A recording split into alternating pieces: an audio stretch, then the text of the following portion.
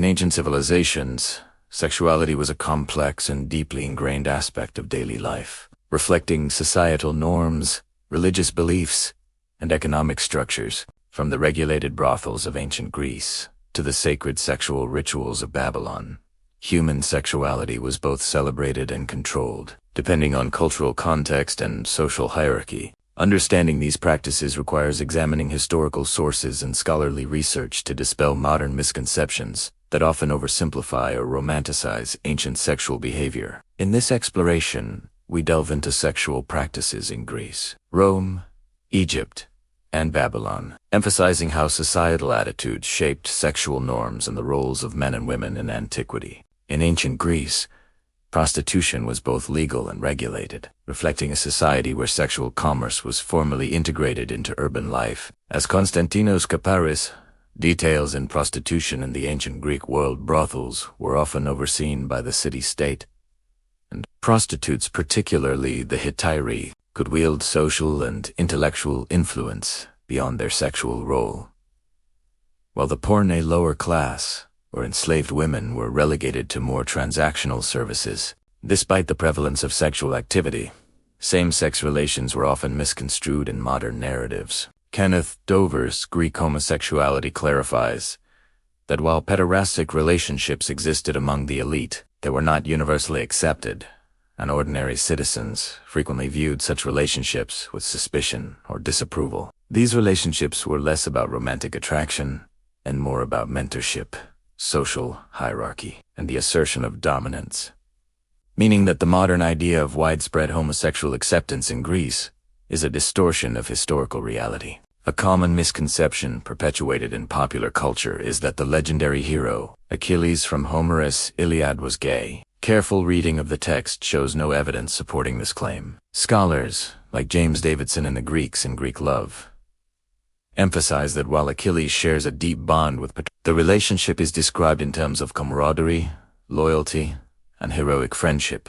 rather than romantic or sexual attraction. Ancient Greek society itself distinguished between public expressions of sexuality, which were often rigidly structured by gender and status, and private friendships, which could be intense and emotional without necessarily being sexual. The myth of Achilles' supposed homosexuality reflects modern reinterpretations rather than historical fact. In Rome, masculinity and social dominance dictated sexual behavior. As Craig Williams notes in Roman Homosexuality, 2nd edition, Roman men were culturally expected to be the active partner in sexual relations, regardless of the partner's gender, while assuming a passive role was associated with loss of status and social stigma. This societal expectation highlights the importance of power dynamics rather than sexual preference in understanding Roman sexual norms. Male-male sexual activity was tolerated in certain contexts, but social condemnation was attached to subordination,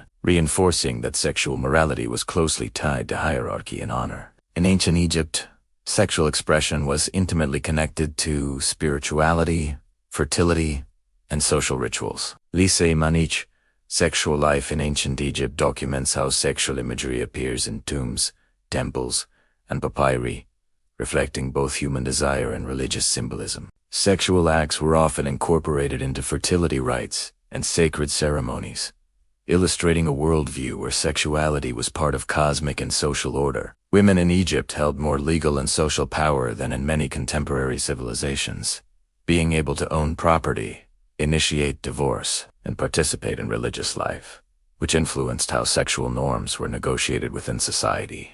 Babylonian society presented a different set of sexual mores, blending patriarchal control with ritualized practices. Sena Barani, as Women of Babylon, explores the intricate legal codes governing sexual behavior, marriage, and social status. Women could occupy positions of influence within temples or as property holders, but were also subject to strict moral and legal expectations. Babylonian law often regulated sexual conduct to protect family lineage and social stability, reflecting a civilization where sexual activity was simultaneously personal, political, and sacred. In Greece, despite the presence of institutionalized pederasty in brothels, ordinary citizens often viewed same-sex relationships among the elite with suspicion or moral concern.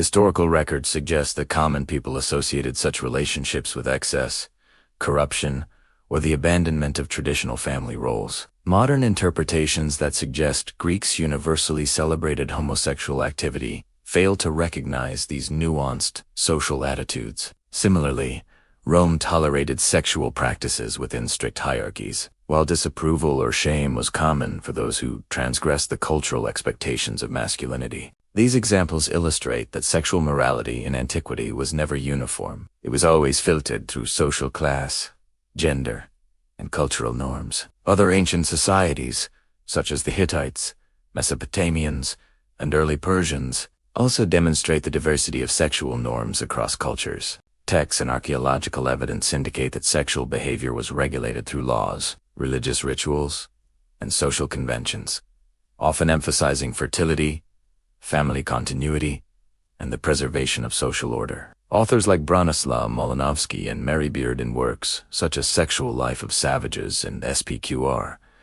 A History of Ancient Rome, reinforce that sexuality in antiquity cannot be understood through the lens of modern labels or moral frameworks, but must be examined within the context of social expectations, ritual, and power. By examining these civilizations through the lens of historical scholarship, we see that many popular myths such as the universal celebration of homosexuality in Greece, or the sexual identity of Achilles are or outright misconceptions. Ancient sexual practices were deeply influenced by class, gender, religious belief, and societal expectations. Women, while often constrained by patriarchal norms, could exert influence in specific contexts. And sexual behavior was closely linked to status, power, and cultural rituals. If this journey into the complex sexual norms of antiquity intrigued you, consult the works of Dova, Davidson, Williams, Manish Barani, Beard, and Malinowski. For deeper insights, understanding the realities of ancient sexual life helps dispel myths and provides a more accurate picture of human history. For more explorations into fascinating historical topics, subscribe to our channel, engage with our content, and join us as we uncover the truths of the past, providing knowledge that enlightens and challenges conventional thinking. Knowledge of history empowers us to better understand not only where we come from, but also how societal norms evolve across time, shaping the human experience.